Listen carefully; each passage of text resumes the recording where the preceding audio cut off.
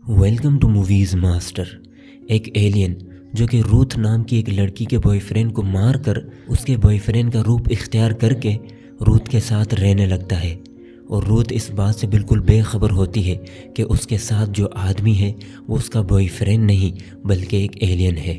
Film के शुरू में हमें आसमान से एक चमकती हुई चीज़ ज़मीन की तरफ आती हुई दिखाई जाती है, जो कि किसी जंगल में जाकर गिर जाती है।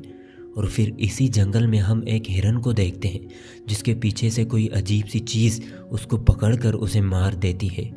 और फिर इसके बाद हम रूथ और उसके बॉयफ्रेंड हैरी को देखते हैं जो कि उसी जंगल की तरफ कैंपिंग के लिए जा रहे होते हैं। और ये दोनों पिछले 6 सालों से एक दूसरे के साथ हैं और एक दूसरे से बहुत ही ज़्यादा प्यार करते हैं। और जंगल की तरफ जाने से पहले ये लोग एक जगह लंच के लिए रुकते हैं। तो यहाँ पर एक बच्चा आकर इन लोगों को कहता है कि क्या तुम लोगों ने आसमान से आती हुई उस चमकती चीज़ को देखा था? तो हैरी को उसकी बात पर यकीन नहीं होता। वो कहता है कि एक छोटा बच्चा है इसलिए कुछ भी बोल रहा है। और फिर ये लोग जंगल पहुंचकर अपनी कैंपिंग शुरू करते हैं। और यहाँ पर हमें पता चलता है कि हैरी इस जंगल में पहले भी कई बार कैंपिंग के लिए आ चुका है। और फिर यहाँ पर अचानक रूथ को ऐसा महसूस होता है कि जैसे कोई इनका पीछा कर रहा है, पर पीछे कोई भी नहीं होता। तो ये लोग इस बात को नज़रअंदाज करके रात गुजारने के लिए कैंप लगाते हैं। और फिर आधी रात को अचानक रूथ को ऐसा लगता है कि शायद सामने झाड़ियों में कोई चीज़ है। तो रूथ चेक करने जाती है तो सामने एक हिरन खड़ा होता है। तो पीछे से अचानक हैरी आ जाता है और रूथ डर जाती है। और जब रूथ हैरी को वो हिरन दिखाती है तो वहाँ कोई हिरन नहीं होता, जिसकी वजह से रूथ परेशान हो जाती है। तो हैरी उसे कहता है कि ऐसा कुछ भी नहीं है, ये सिर्फ तुम्हारा वहम है। तो घबराने की कोई भी बात नहीं है, क्योंकि मैं पहले भी कई बार यहाँ पर कैंपिंग के लिए आ चुका हूँ। तो यहाँ पर ऐसा कुछ भी नहीं होता। और फिर अगली सुबह ये लोग फिर से हाइकिंग के लिए निकलते हैं। तो हैरी रूथ को यहाँ की सबसे खूबसूरत जगह पर ले आता है। और फिर हैरी रिंग निकालकर रूथ को शादी के लिए प्रपोज करता है। तो यहाँ पर रूथ को अचानक एंजाइटी अटैक आने लगता है और वो काफ़ी पैनिक हो जाती है और उसकी हालत ख़राब होने लगती है। तो हैरी उसे उसकी दवाई देता है जिससे रूथ काफ़ी नॉर्मल हो जाती है। और रूथ हैरी का प्रपोज़ल एक्सेप्ट नहीं करती क्योंकि वो अभी इसके लिए तैयार नहीं है। और फिर ये लोग यहाँ से जाने लगते हैं। तो रात होने पर फिर से ये लोग एक जगह कैंप लगाते हैं। और अगली सुबह जब रूथ उठती है तो हैरी यहाँ पर नहीं होता और उसने रूथ के लिए एक नोट छोड़ा होता है कि वो अपना मूड ठीक करने के लिए वॉक पर जा रहा है और जल्द ही लौट आएगा। और क्योंकि अब रूथ यहाँ पर अकेली है तो वो अपने डॉक्टर को फ़ोन करने की कोशिश करती है, पर सिग्नल नहीं होता। तो वो कवरेज लेने के लिए जंगल में इधर उधर जाती है।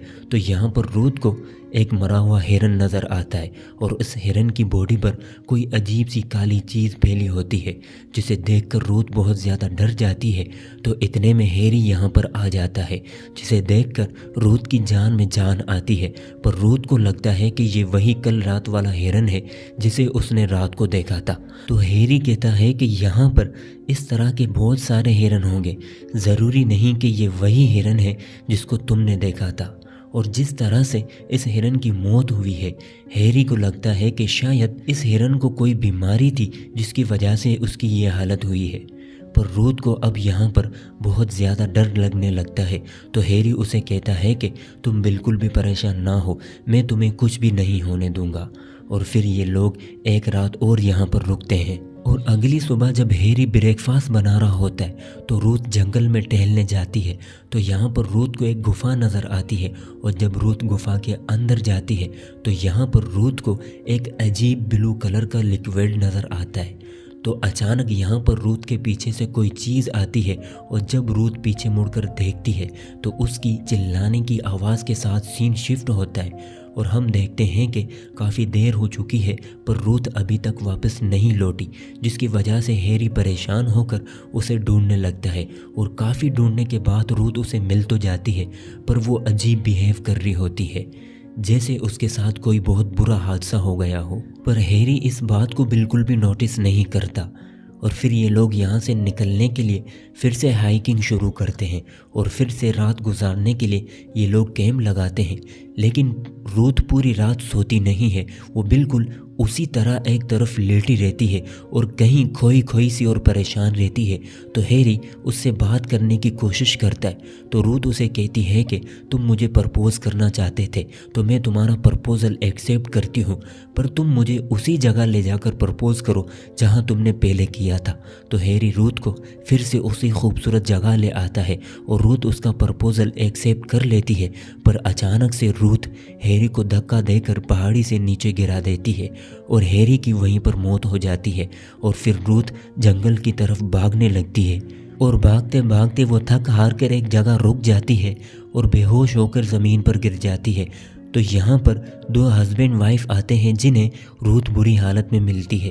तो ये लोग रूथ को संभालते हैं और क्योंकि यहाँ जंगल में नेटवर्क नहीं होता तो ये लोग पुलिस को कॉल नहीं कर सकते, इसलिए ये लोग आज रात यहीं पर रुकेंगे और कल रूथ को लेकर यहाँ से चले जाएंगे।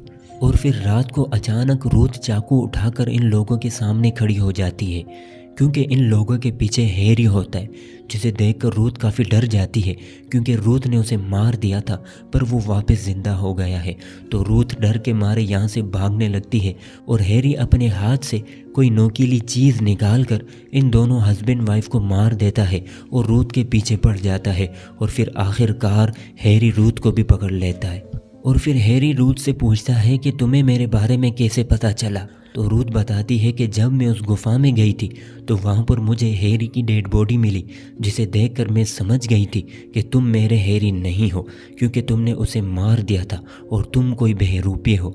तो यहाँ पर हमें पता चलता है कि आसमान से जो चमकती चीज़ जंगल में गिरी थी वो एक एलियन शिप थी और वही एलियन हैरी को मारकर हैरी के रूप में इस वक्त रूथ के सामने खड़ा है।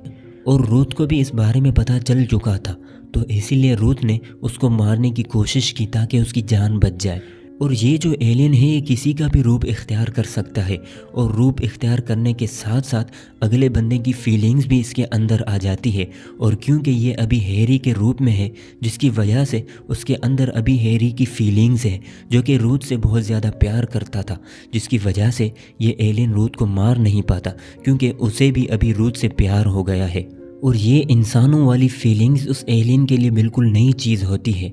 ये प्यार का एहसास होना, किसी से मोहब्बत करना, इस सब में उस एलियन को बहुत मज़ा आ रहा होता है। और क्योंकि ये एलियन अलग अलग प्लैनेट्स पर जाकर विज़िट करता है और फिर इसके बाद वो अपने बाकी साथियों को बुलाकर उन प्लैनेट्स को बर्बाद कर देता है और कुछ ही देर में इसके बाकी साथी आकर इस दुनिया को भी बर्बाद कर देंगे। पर क्योंकि ये अब रूथ से प्यार करने लगा है तो ये रूथ को अपने साथ अपनी शिप की तरफ ले आता है और रूथ को कहता है कि तुम मेरे साथ चलो, इससे पहले कि मेरे साथी आकर इस दुनिया के साथ साथ तुम्हें भी ख़त्म कर दे। पर रूथ उसके साथ नहीं जाना चाहती। तो इसी दौरान रूथ को समुंदर में एक शार्क नज़र आती है। तो रूथ उस एलियन पर हमला कर देती है जिसकी वजह से उसका खून बहने लगता है और फिर रूथ भागते हुए पानी के अंदर आ जाती है। तो एलियन भी रूथ के पीछे आ जाता है और खून देखकर वो शार्क उस एलियन पर हमला कर देती है। तो रूथ यहाँ से भागकर अपने टेंट के पास आ जाती है और यहाँ पर रूथ को फिर से एंजाइटी अटैक आने लगता है, पर उसके पास एक आखिरी पिल बची होती है जिसे वो ले लेती है। तो इतने में फिर से वो एलियन रूथ को पकड़ लेता है और वो जानता है कि रूथ उसे इस तरह एक्सेप्ट नहीं करने वाली। तो वो रूथ को उस गुफा में ले जाता है और वो उस ब्लू रंग के लिक्विड के मदद से रूथ को अपने अंदर ऑब्जर्व करने लगता है और वो बिल्कुल रूथ के रूप में आ जाता है। पर रूथ के रूप के साथ साथ रूथ की फीलिंग्स और रूथ के सारे दुख दर्द और उसकी बीमारी भी उसके अंदर आ जाती है, जिसकी वजह से उसे रूथ की तरह एंजाइटी अटैक आने लगता है जिसे वो बर्दाश्त नहीं कर पाता और बेहोश हो जाता है। तो रूथ इस बात का फ़ायदा उठाते हुए उस पर हमला करके उसे मार देती है, लेकिन रूथ ये नहीं जानती कि इस एलियन को मारना इतना आसान नहीं है क्योंकि उसके ज़ख्म अपने आप ही हील हो रहे होते हैं। और फिर रूथ अपनी गाड़ी लेकर यहाँ से निकलती है तो अचानक वो एलियन रेडियो पर रूथ से बात करने लगता है, जिसकी वजह से रूथ काफ़ी शौक हो जाती है कि वो अभी तक ज़िंदा कैसे है। और दूसरी तरफ हम आसमान में देखते हैं कि बहुत सारे एलियन शिप ज़मीन की तरफ आ रहे होते हैं जो कि इस दुनिया को बर्बाद करना चाहते हैं। लेकिन रूथ इन एलियंस के बारे में बहुत कुछ जान चुकी है, तो शायद दुनिया वाले रूथ की जानकारी की मदद से इन एलियंस को अपनी दुनिया को बर्बाद करने से रोक सकें। और इसी के साथ ये मूवी यहीं पर ख़त्म होती है। और ये वीडियो आपको कैसी लगी कमेंट बॉक्स में अपनी राय का इजहार ज़रूर कीजिएगा।